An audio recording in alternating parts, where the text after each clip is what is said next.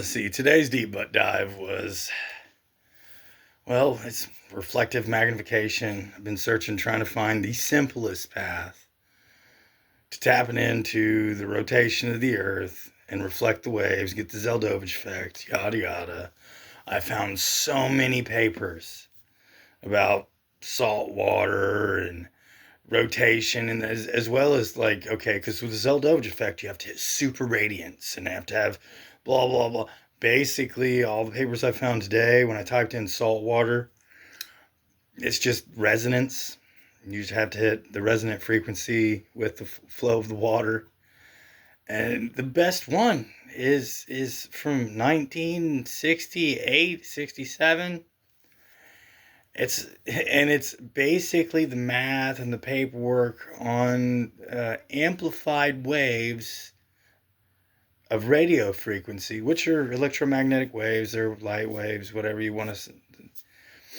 But essentially, just being near the ocean on your beach and having your radio transmitter set up, the power output is amplified by 10.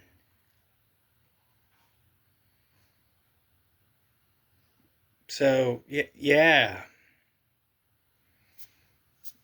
So, just being near the ocean with a frequency transmitter that's transmitting electromagnetic waves to transmit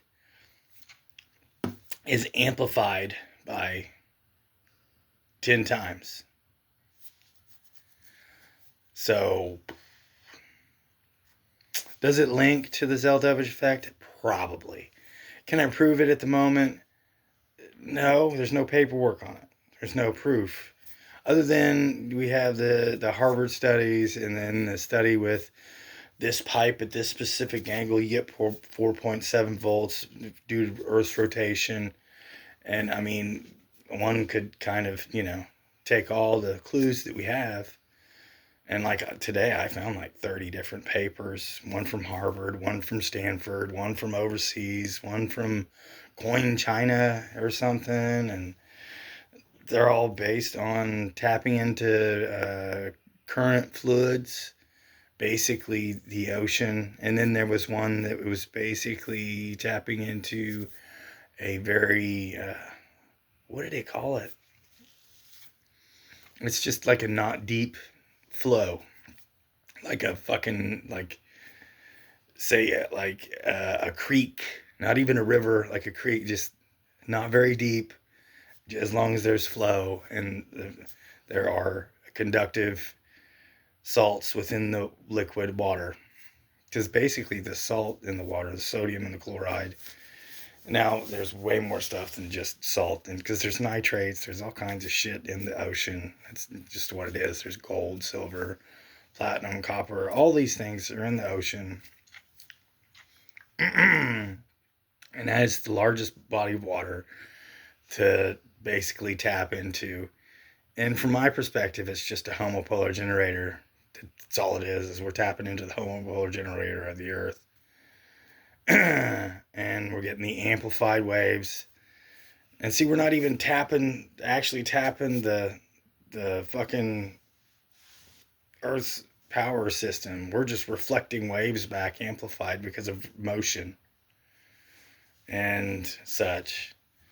But in today's thing, the 1967-68 papers on radio frequency they're like the fucking, they're the masterpiece of the whole work, because it's just blatant and obvious, because they can add because it's not a power generation, even though it is electromagnetic waves, and we use the same path it doesn't use complicated words like Zeldovich effect. It doesn't use specific fucking quantum physics to describe what's going on. It's just, well, the body of water amplifies the waves because it's a more conductive medium. And then it has the math on why. Now, due to the fact that there's no fucking difference in between an electromagnetic wave and a radio wave, And both things lead to the same outcome, amplification. The funniest part is that they are separating fields of work, and really electromagnetic and radio frequency, that's the same work. I don't see how they separated that and people never caught on to that. But from my perspective, we're tapping into Earth's surface. I've been searching for the best, simplest, most undeniable path to do so. And that paper from 1968 is the perfect example of such. I'm not sure if I'm going to share the paperwork or whatever, maybe the website, I don't know. I have them all documented. Maybe I'll put it in the comments. But or the description, whatever. But it's the definitive proof that, like, we can tap the rotation of Earth, but we're going to say we're tapping the current of the ocean and amplifying the waves via the Zeldovich effect. But that's not what that 1968 paperwork says. But it is amplifying the waves of the radio frequency. But it's the same exact thing. There's no difference. If I'm shooting at electromagnetic waves at a rotating medium and amplifying the waves because of super radiance, that's another thing, is you don't have to hit the super radiance. You just have to. And how's that radio wave tapping we're not even tuning the system and we're getting amplification. That's the thing, is that's the biggest, my favorite part about the whole thing is you don't have to tune the system. You don't have to be in resonance. It's just amplified because it's a bigger medium that's moving. That's it. Now, there are math equations in the papers and stuff that show you how and why you're being amplified and all this stuff. But the biggest, most important part is, because when you get on the AI and start talking this fancy stuff and these super physics and, well, that won't work because of this. Well, this proves that it works even without that. You don't have to hit super radiance. You don't have to be fucking in tune with it. You know, there's no resonance. It doesn't have to be perfect. It just works because it's big and you're tapping into the Earth's rotation. That's just my perspective. Is that what's actually happening? That's not what the papers say. But all these papers say the same exact thing, except the finer tuned it is, the different word they use to describe it. But it's all the same thing. It's reflective magnification of electromagnetic waves. And I mean, it doesn't even have to be electromagnetic waves. We could use fluid waves. If we have a current and we throw water at it, the water's going to reflect back amplified and shoot harder. Or if I have a flow of metal super fast and I throw a rock at it, it's going to shoot that rock back amplified harder than I threw it in. It's these are shitty descriptions, but I mean, it all means the same thing. Because that's why the 68 paperwork is so important for my research, because it's the simplified version, and that's my goal, is to simplify it. I think they overcomplicate this shit on purpose to make you think you're not smart enough to understand. And that's one of my favorite parts about my channel, is I try to dumb shit down to the point where I sound like a complete dipshit, but it all makes sense in the end. You know what I mean? Does that make sense? Like, I think I've been critiqued. You need to do this if you want to be taken seriously. To be honest, lady, I want to smoke a joint right now and then explain to you the universe. Oh, it doesn't fucking matter. Dude, you don't have to be super intelligent. You don't have to be the brightest motherfucker. You can be high out your mind, and this shit's actually going to make more sense. That's my favorite part about it, is that's the goal, is to take all this complicated nonsense and simplify it to the point of this Nixon. And the 1968 paperwork is my favorite. And like I said, I'm probably going to share a link in the description to that paperwork and probably the AI's explanation of why it's important. But the biggest goal here isn't to try and say, I'm smart, dude. No, I'm a complete dipshit, dude. And the AI explains stuff to me all the time. And really, dude, like, a 5-year-old could understand this stuff. It's not about intelligence. It's about reality, man. Fucking reality. So, that's one of the biggest reasons this 1968 paperwork is so important. It's because it simplifies everything that I'm saying down to it just amplifies a radio signal. And that really is the base of everything that I do on this channel, from spirituality to electromagnetism to fucking divine physics. It all depends on reflective magnification and how the energy doesn't have to be that big from one point. It is bounced off, reflected, magnified, and given back to the point to where that's how life works. And that's how a lot of this stuff works. I'm going to leave that here. Check out that paper, because you know what? This paper from 1968, it explains why the understanding completed with all the rest of the shit, the electromagnetic amplification, that means that, like, say we use the Zeldovich effect and we use that math, they get 120% of the energy. That means I can take however much power I want, and I'll get and as reflect it back off the ocean surface, I'll get 120% back. That means that 100% of it can just be shoved back in to keep the motor running, and then the 20% runs my stuff. So all my stuff runs for free. That means I don't need gas.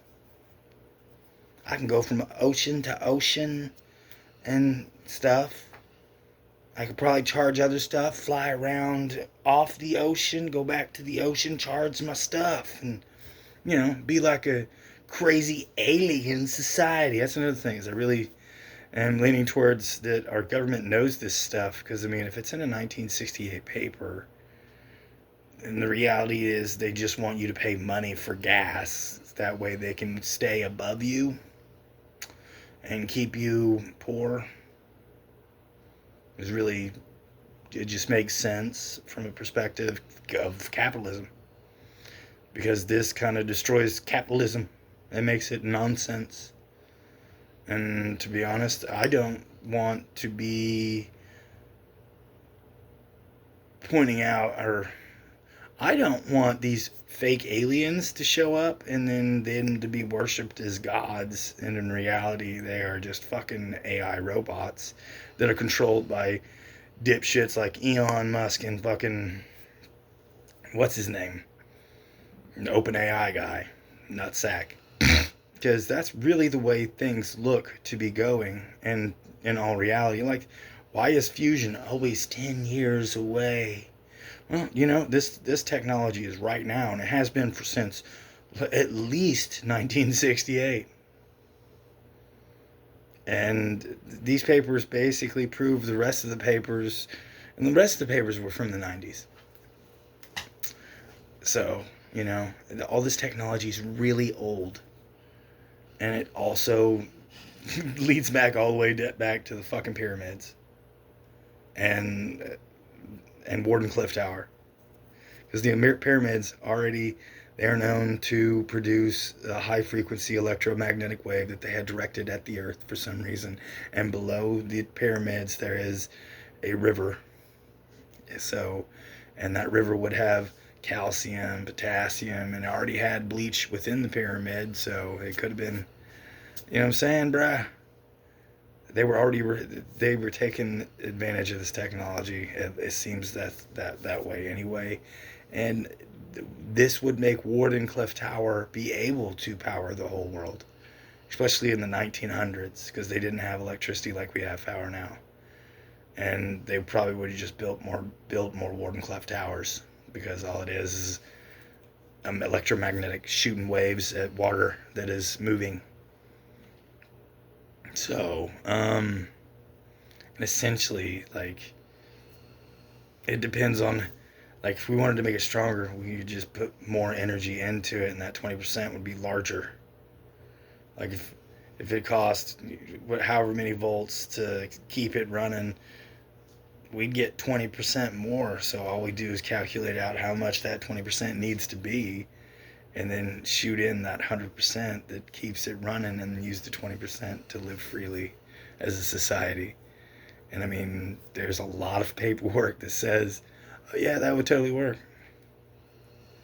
I mean, this is even better than the NASA tether. This is just oceanic fucking, this is tapping into the local shoreline, the waves coming in and reflecting and amplifying the electromagnetic waves at radio frequencies.